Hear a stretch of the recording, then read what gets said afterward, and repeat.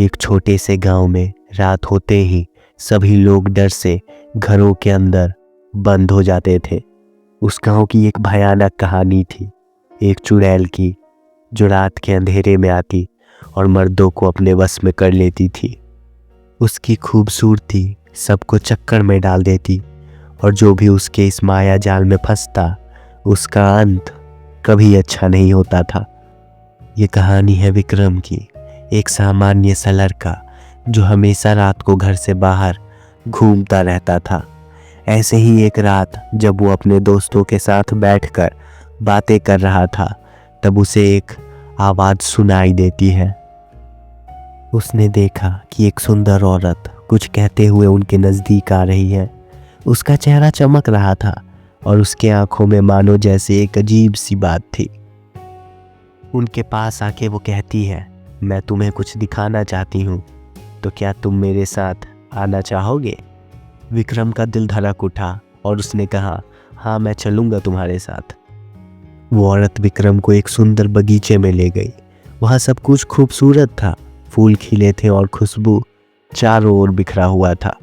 विक्रम ना जाने क्यों पर बस मुस्कुराए जा रहा था। तभी अचानक उसे कुछ अजीब महसूस होने लगता है, जैसे कुछ तो गलत होने वाला है। उस औरत ने विक्रम का हाथ पकड़ा तो विक्रम को एक अजीब सा पर डर महसूस हुआ। क्या हुआ, तुम्हें ये सब अच्छा नहीं लग रहा? उस औरत ने कहा। विक्रम अपनी नज़र उसकी ओर मोड़ के जवाब देता है, हाँ लेकिन मुझे घर जाना है, सब इंतज़ार कर रहे होंगे। औरत जोर से हंस पड़ी, लेकिन उसकी हंसी में मानो कुछ भयानक छुपा हुआ था और वो कहती है, तुम्हें अब यही मेरे साथ रहना होगा, मैं तुम्हें कभी नहीं जाने दूंगी। विक्रम घबरा गया और घबराते हुए कहा, मुझे जाना है, देर हो रही है।